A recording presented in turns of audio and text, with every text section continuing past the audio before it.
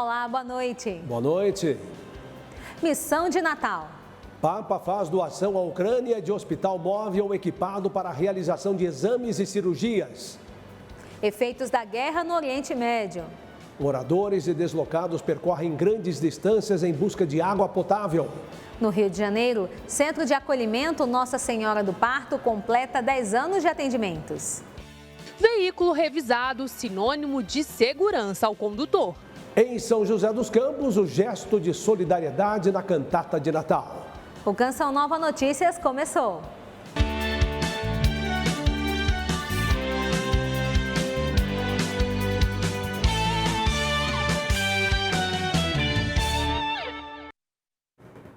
Uma missão de Natal. O Papa Francisco enviou o cardeal Esmoleiro à Ucrânia com uma van médica. O hospital móvel é equipado para fazer exames de ultrassom e cirurgias.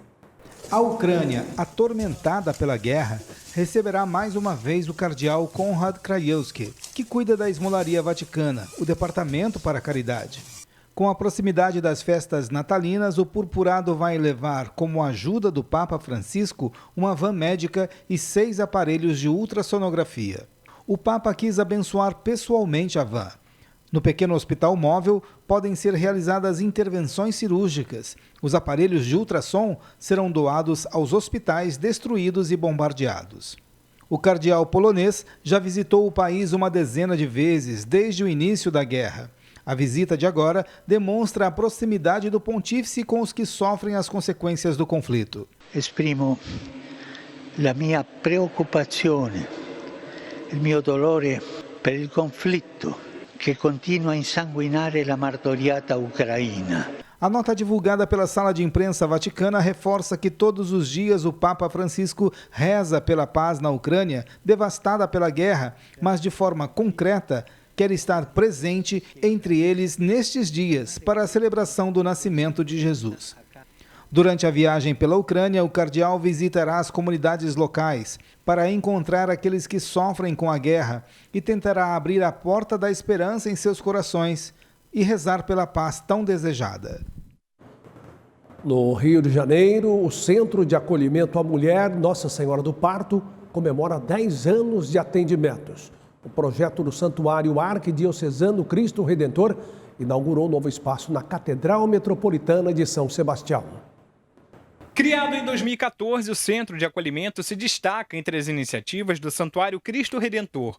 O projeto oferece acolhimento e suporte a mulheres, gestantes e puérperas em situação de vulnerabilidade social a partir dos 14 anos. Algumas chegam aqui gestantes nos primeiros meses, outras no final da gestação, mas sempre com essa queixa do abandono e do medo de enfrentar essa gravidez. E a gente é essa mão estendida que está ali do lado dela, a favor da vida. O reitor do Santuário Cristo Redentor, Padre Omar, criador do projeto, ressaltou a importância do centro. O coração da Arquidiocese do Rio de Janeiro pulsando ainda mais forte aqui na nossa catedral, no centro da cidade, evidenciando mais e mais o amor de Jesus por todos nós. Entre os serviços, a orientação sobre a saúde materno-infantil, atendimento social, apoio psicológico, orientação jurídica e a distribuição de fraldas e enxovais ganharam um novo espaço na Catedral Metropolitana.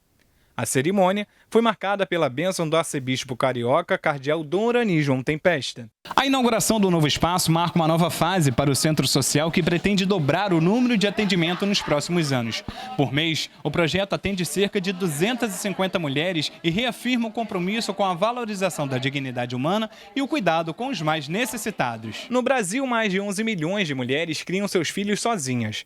Em um contexto que exige olhar sensível e suporte constante, o trabalho do Centro Social reflete a necessidade urgente de atenção a estas e outras realidades. Cheguei com depressão e para mim foi importante a parte do psicólogo. Logo depois, eu comecei a fazer os cursos, fiz o curso de artesanato e hoje em dia sou laceira. Quando a gente pensa na lição que Cristo deixou para a gente, não existe outro ato, maior do que você cuidar dos seus irmãos, você estender a mão. Após a cerimônia de inauguração, o tradicional almoço de Natal com pessoas em situação de rua foi realizado na Catedral.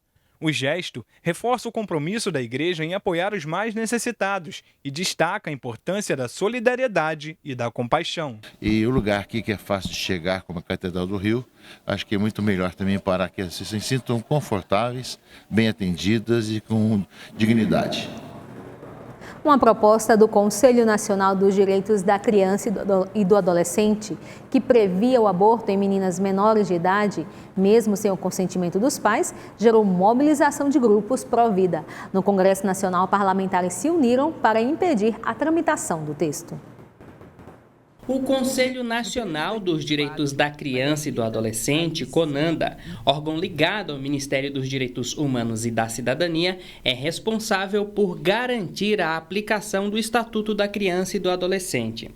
Nas últimas semanas, parlamentares tiveram acesso à minuta que seria votada esta semana com novos protocolos de ação para adolescentes grávidas. A resolução previa um procedimento acelerado para casos de menores gestantes vítimas de abuso.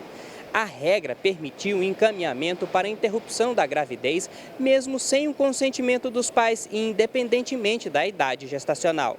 Absurdo isso, nós estamos para poder planejar o aborto, pelo contrário, eles têm que ter políticas públicas de trabalho, de construção, para não colocar a criança nesse papel de vitimizá-la, de não ter essa agressão com a criança. Para ser aprovada, a proposta precisaria ter a maioria dos votos dos 28 conselheiros titulares.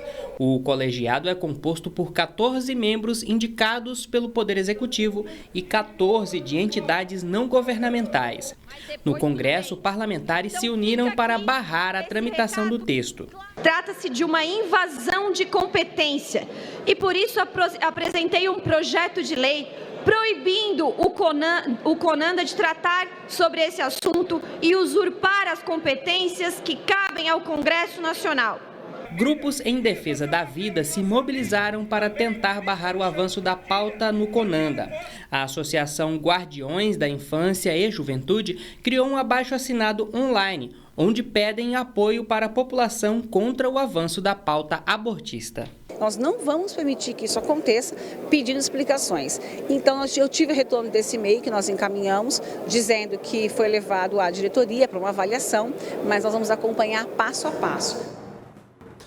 Neste sábado, o Coral Canção Nova promove a 6ª edição da Cantata de Natal. Neste momento acontece o ensaio do grupo no Rincão do Meu Senhor, na sede da instituição. Assunto para Emerson Tersigni, que traz os detalhes para nós. Ô, Tersigni, boa noite para você. Oi, Reinaldo, boa noite para você, boa noite para todo mundo que acompanha o Canção Nova Notícias nesta noite de quinta-feira.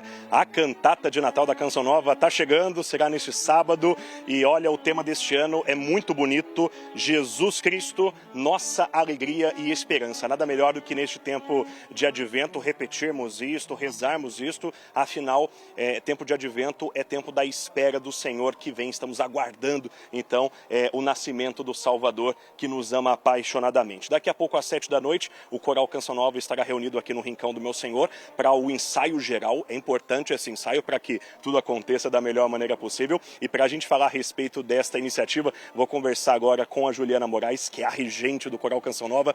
Ju, obrigado por aceitar o nosso convite, bem-vinda. Como estão os preparativos para que sábado o povo consiga fazer essa experiência com Deus? Boa noite. Boa noite, meu querido, boa noite a todos que nos acompanham pelo Sistema Canção Nova de Comunicação. Esse projeto, especificamente nesse ano de 2025, nós já estamos na 6ª edição, então, com o passar do tempo, a gente vai amadurecendo o projeto e vai entendendo como trabalhar de modo com que a gente consiga crescer cada vez mais no resultado, na qualidade do trabalho. Então, desde maio nós estamos trabalhando esse projeto, né? A escolha do repertório já começou desde o início do ano, então estávamos trabalhando a Semana Santa já pensando no repertório da cantata. Saímos da Semana Santa e já adentramos nos preparativos da cantata de Natal, né? Então é algo pensado com muito carinho. Fizemos uma pesquisa assim intensa para trazermos novidade também no repertório. Trazemos também esse ano o quarteto de cordas, temos a parceria de um coro de Taubaté, o ACEVAP. Então, assim, é um trabalho que tem tudo para trazer muita alegria, muita beleza e impactar o coração de quem vier prestigiar ou até mesmo de quem vier assistir de casa. E para quem quiser vir, né, Rincão, aberto para toda a comunidade, não é mesmo? Com certeza. Sábado, às 21 horas, você é o nosso convidado de honra. Nosso convidado mais que especial. Queremos ver esse Rincão do Meu Senhor cheio e lindo, porque o público também faz parte do espetáculo. Muito bem, obrigado, Ju, mais uma vez por estar conosco. Bom ensaio para vocês. Reinaldo, eu volto contigo aí no estúdio, porque se eu ficar ao vivo por mais alguns instantes, eu vou querer participar com a Ju e com todo mundo que está aqui nos preparativos para esta cantata de Natal. Grande abraço para você. Muito obrigado, boa noite para você, viu, Tersigni? Bom descanso. Olha, toda semana milhares de fiéis e peregrinos visitam o Santuário do Pai das Misericórdias, lugar de oração, adoração, celebração da Palavra de Deus e da Eucaristia. Para manter o santuário e as demais obras realizadas aqui, a Canção Nova conta com as doações de sócios e benfeitores. Vejam só, nós estamos com 71% de nossa meta na campanha do projeto Dai-me Almas de dezembro, que tem mais 7 dias úteis para terminar o ano.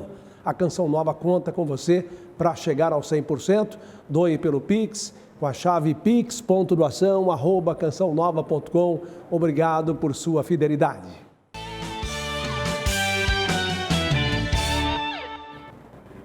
O conflito entre Israel e Hamas, que já dura mais de um ano, tem causado perdas irreparáveis em Gaza, com inúmeras vítimas e mais de 80% do território devastado. Para aqueles que permanecem na região, a busca por água potável tornou-se uma luta diária pela sobrevivência. Uma bomba silenciosa. A falta de água na faixa de Gaza, região da Palestina, é o retrato da guerra sem limites, que escancara a crise humanitária. É difícil conseguir litro de água, diz Mohamed, um dos palestinos deslocados. Percorreu 6 quilômetros e teve que esperar na fila por 2 horas para pegar água. 85% da água potável do território vem do mar, através do processo de dessalinização. Com os confrontos entre Israel e Hamas, apenas uma usina segue em funcionamento, com 5% de sua capacidade.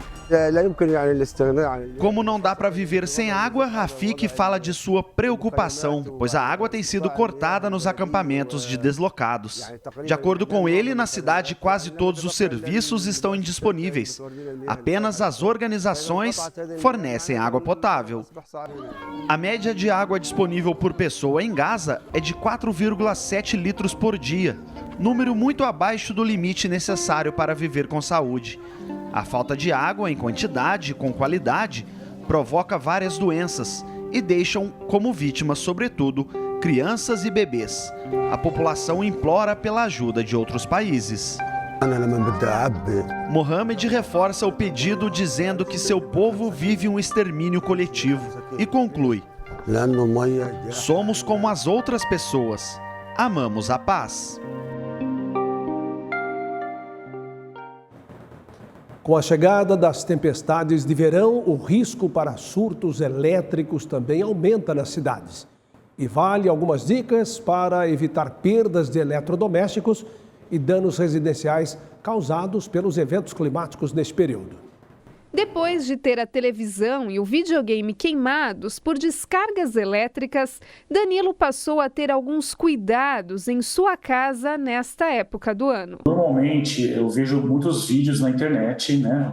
Utilizo dos vídeos para poder ter o cuidado em casa. Segundo este especialista, surtos elétricos são comuns em períodos de grandes tempestades. Raios e descargas elétricas que provocam um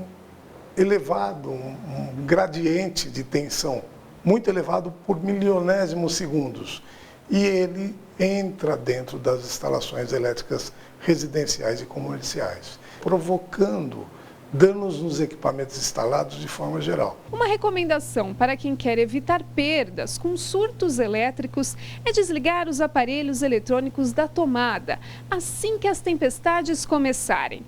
Outra dica é instalar dispositivos em tomadas ou quadros de força.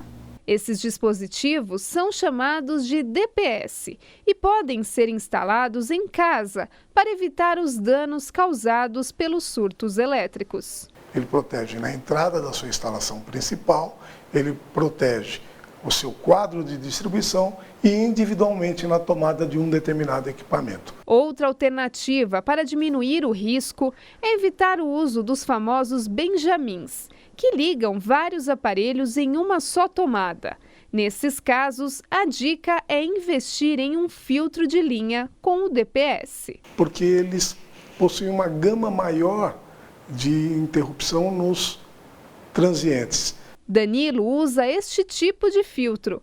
E tem aquele fusível de proteção e quando cai a descarga, primeiro queima o fusível e aí não danifica o equipamento.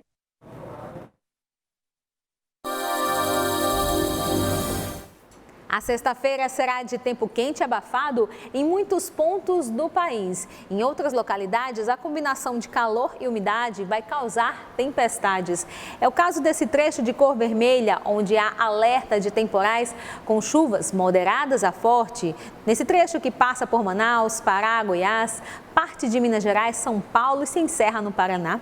No Sudeste, a primavera termina com muita chuva e tempo abafado. No norte de Minas Gerais e litoral do Espírito Santo, a chuva vai ser passageira. E os volumes mais intensos serão no Rio de Janeiro e em São Paulo, onde inclusive vai ter pancadas de chuva amanhã. No centro-oeste, no interior do país, apesar das pancadas de chuva com raios, trovoadas e ventos de até 50 km por hora, o tempo vai ser firme em parte do Mato Grosso do Sul e na região central de Goiás. No Nordeste, até chove no interior da região, mas o sertão segue aqui com tempo quente. E por falar em quente, vamos ver como está o calor em algumas capitais. Amanhã vai fazer máxima de 31 graus em São Luís, 32 graus em Salvador e 30 graus em outras capitais como Porto Alegre, Campo Grande e Rio Branco. E por lá, na região norte, o tempo vai estar abafado e isso vai provocar chuvas intensas em praticamente todos os estados. A gente encerra falando do sul, onde pode ter chuvas fortes e temporais em Santa Catarina e no Paraná. Já na campanha gaúcha, fronteira oeste, extremo sul e região metropolitana de Porto Alegre, o tempo vai ser firme. Final de ano e férias escolares são o momento perfeito para viajar com a família. Mas antes de entrar na estrada, é fundamental verificar as condições do veículo para garantir uma viagem segura e tranquila. Há 32 anos, Edson trabalha como motorista de caminhão. Com tanto tempo de estrada, sabe a importância de manter a revisão dos veículos em dia. Enquanto o caminhão está em outra oficina, o carro passa por revisão neste estabelecimento. Troca o óleo, troca o filtro do ar, filtro da gasolina, filtro de óleo, fio do ar-condicionado, conferir pneu. Adilson comprou essa caminhonete há pouco tempo e já trouxe para a revisão. A preventiva é sempre feita, né? Ela é uma ferramenta de trabalho, eu uso para me deslocar até as empresas. Então é necessário, né? A gente pega muita via aí com trânsito pesado, né? Para quem tem veículo em casa, a revisão preventiva regular é essencial. E se for pegar estrada nas férias, o ideal é ficar atento para a condição de alguns itens do carro. O nível do óleo do motor, o nível da água do radiador, que é o fluido, o nível do óleo de freio e o desgaste do pneu. E muito importante, esguicho do limpador, que é questão de visibilidade, e os limpadores de para-brisa. Mais do que evitar problemas que interrompam a viagem, a inspeção garante segurança para transitar nas vias. Segundo dados da Polícia Rodoviária Federal, entre 2019 e 2023, mais de 22.700 acidentes nas rodovias federais tiveram como causa algum problema ligado à condição dos veículos. Falhas mecânicas e elétricas causaram mais de 15 mil acidentes nos últimos 5 anos. O desgaste excessivo nos pneus foi a segunda maior causa. Isso aqui são os índices de desgaste do pneu, chama TWI. Quando chega no TWI, ó, dá para ver que esse pneu aqui já está careca, né? Ele gastou. Mas se ele tivesse com boa borracha aqui e o suco chegar no TWI, está na hora da troca. Quer dizer que o pneu não tem capacidade de tirar a água na hora da aquaplanagem. Quase 1.000 acidentes tiveram como causa problemas com freios e cerca de 370 foram por faróis desregulados. Somando os acidentes em que as causas envolveram as condições dos veículos, foram mais de 22.000 feridos e 830 mortes. Justamente por conhecer esses perigos, Edson sempre opta pela segurança. Você está vendo que seu pneu está ali no arame e você está insistindo, aí você pega uma chuva, você pega um óleo. O pneu não tem aderência, seu carro vai embora. Voltamos com notícia internacional. Um grupo aeroespacial da Europa testou essa semana um avião para ajudar a combater os incêndios florestais na Espanha. A aeronave de grande porte A400M é utilizada para deslocamento de tropas. O avião vem sendo preparado em prol do meio ambiente para combater a incêndios. Para o teste foi colocado um produto avermelhado simulando a água. Você pode converter o A400M em uma aeronave de combate a incêndios rapidamente, instalando esse kit em cerca de 2 a 3 horas. E então você terá a capacidade pronta para evitar as ocorrências. Este kit permitirá que 20 toneladas de água sejam despejadas no fogo para ajudar a conter grandes queimadas. A Airbus, empresa aeroespacial responsável pelos kits, está em contato com seus clientes para oferecer os materiais. Apesar de grande parte dos incêndios serem provocada por ação humana, os cientistas alertam que a seca gerada pelas mudanças climáticas está ajudando no alastramento das queimadas, além de contribuir para a intensidade das chamas.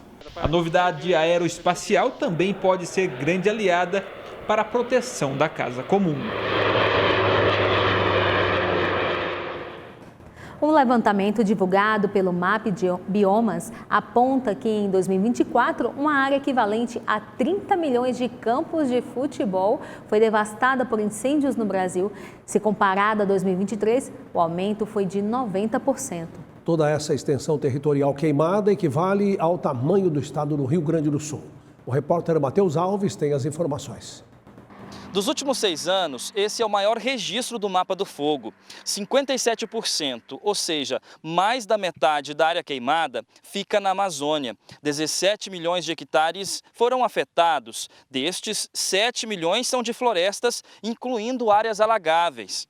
Ainda na Amazônia, 5 milhões de pastagens foram devastados. Em segundo lugar, na fila do consumo do fogo, está o Cerrado, sendo 9 milhões de hectares queimados, com 85% em áreas de vegetação nativa, aumento de 47% em relação à média dos últimos 5 anos. O Pantanal emplacou 68% a mais na área queimada, com 1.900.000 hectares atingidas. O Pará foi o que mais queimou nos últimos 11 meses, com 7 milhões de área consumida pelas chamas, correspondente a 23% do total da área queimada no país e 41% do registrado na Amazônia. Mato Grosso e Tocantins ficaram em segundo e terceiro lugar. Somados, os 3 estados respondem a 56% da área queimada no país. Em novembro, houve queda, sendo 2 milhões queimados frente a 5 milhões de hectares em outubro.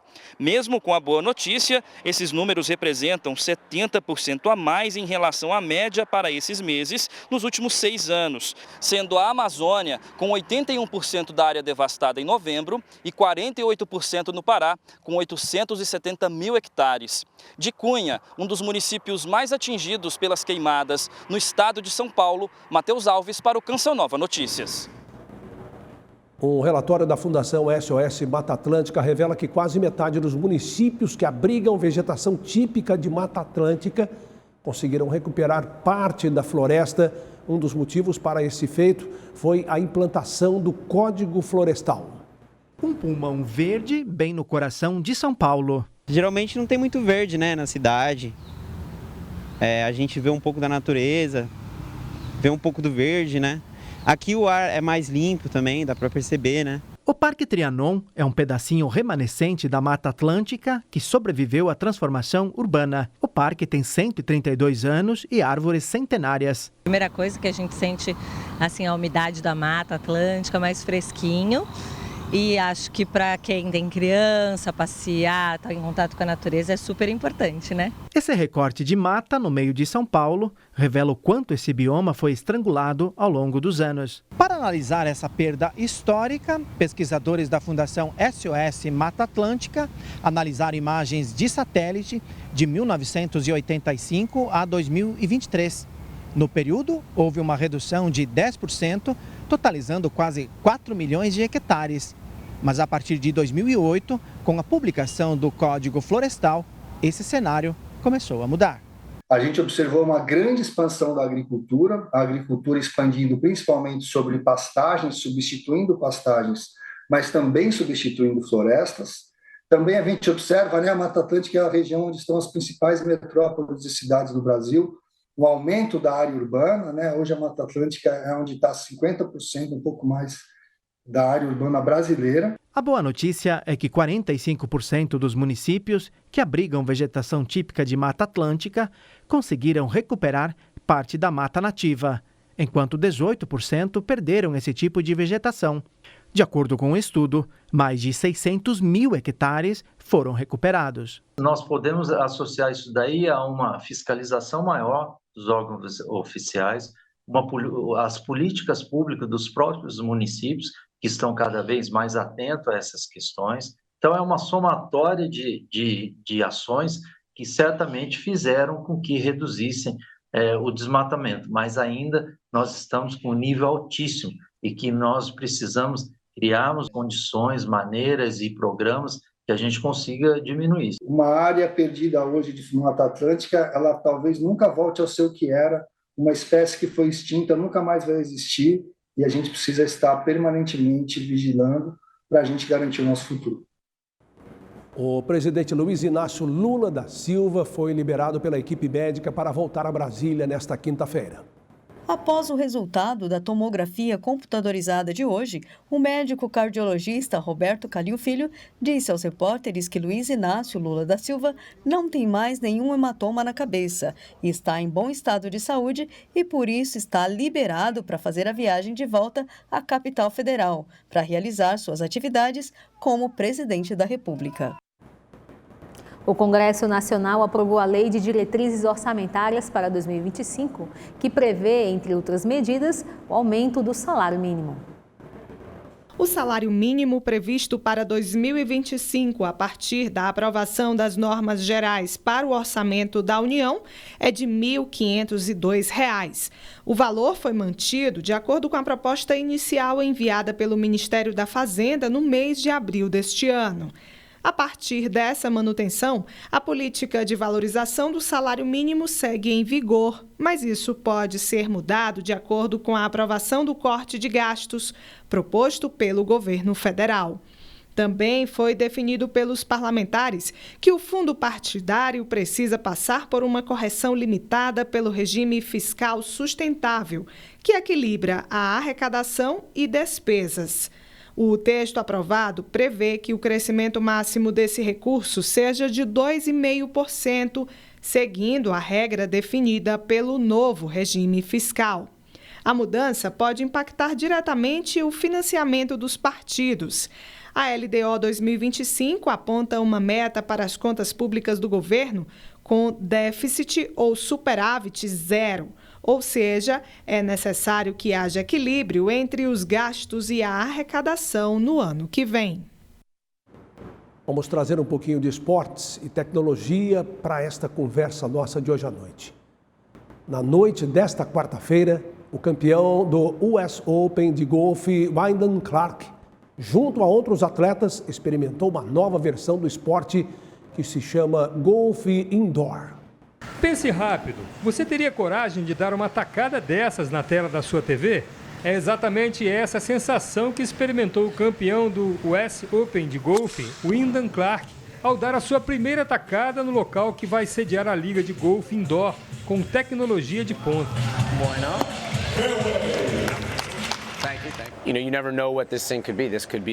Você nunca sabe o que isso pode ser. Isso pode ser o futuro do golfe. Isso pode ser uma das coisas mais legais das noites de segunda-feira, depois do futebol. Essa é a esperança. Eu só quero fazer parte disso porque acho que isso vai ser muito legal. Rick Fowler também experimentou a novidade. A animação na tela mostra o percurso da bola virtual. A tacada quase terminou no abismo da montanha.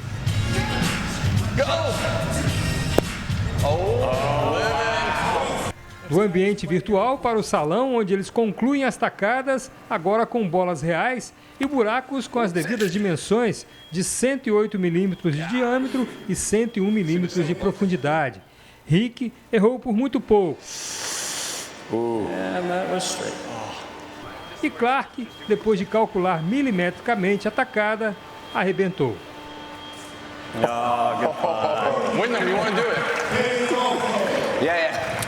A Liga de Golfe Indoor foi fundada por Tiger Woods e Rory McIlroy e promete ser a nova sensação dos adeptos do esporte. É inacreditável que você consiga dar uma tacada, ela responde perfeitamente. Você se vira e eles apontam exatamente para onde você está no campo. É simplesmente incrível onde chegamos com a tecnologia. O troféu da competição já está pronto e as primeiras partidas da Liga de Golfe Indoor vão acontecer em janeiro de 2025 na cidade de Palm Beach Gardens, na Flórida.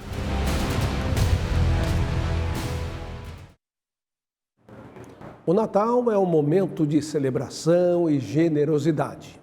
Em São José dos Campos, no interior de São Paulo, um concerto especial de Natal reuniu famílias em torno da música clássica, promovendo ao mesmo tempo a solidariedade. Veja na reportagem de Emerson Tersigni e Janilson Passetti. Catedral São Dimas, morada de melodias e acordes. Numa igreja eu nunca vim assim assistir uma orquestra. Eu estou muito feliz de poder prestigiar minha amiga. Até um cartaz. Meus pais, quando eram vivos, frequentavam aqui. Eu também passei de geração para os filhos. Isso aqui para nós é uma benção. Dentre tantos presentes na noite de concerto, um casal de estrangeiros. Esse tipo de espetáculo natalino, em geral de música clássica, faz falta. O mundo está carente de coisas boas, música de qualidade. Eleva o espírito da pessoa. É maravilhoso. Recomendo a todo mundo não perder a oportunidade às vezes de escutar esta orquestra sinfônica. Hoje o repertório é um repertório totalmente natalino e que inspira essa época do ano.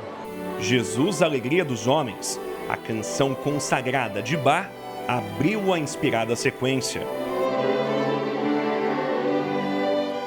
Outras canções também conquistaram o público, como Panis Angélicos, na voz da soprano Vânia Nascimento.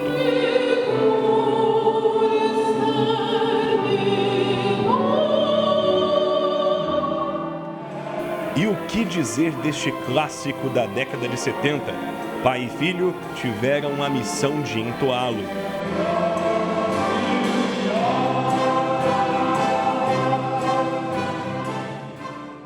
Além de proporcionar, neste tempo do Natal, a unidade familiar, o Catedral Sinfônica incentiva a generosidade. Os presentes doaram ao menos 1 quilo de alimento não perecível.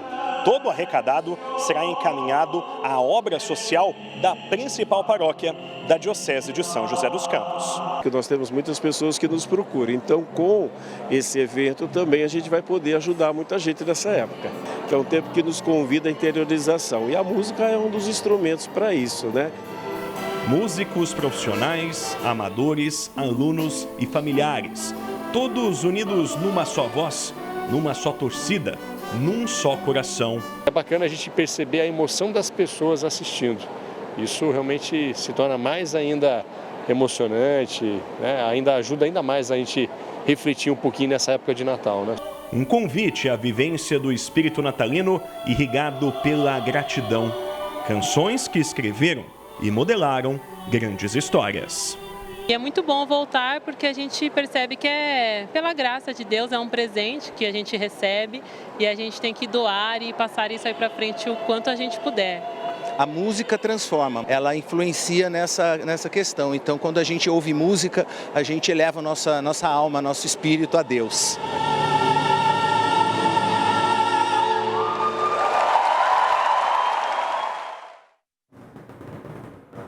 Emocionante, né, Reinaldo? Assista daqui a pouco, às 21 horas, ao programa Escola da Fé com o professor Felipe Aquino. Logo depois tem Além da Notícia com o Ronaldo da Silva. A gente se vê novamente amanhã. Boa noite, paz para você. Uma ótima noite e até amanhã.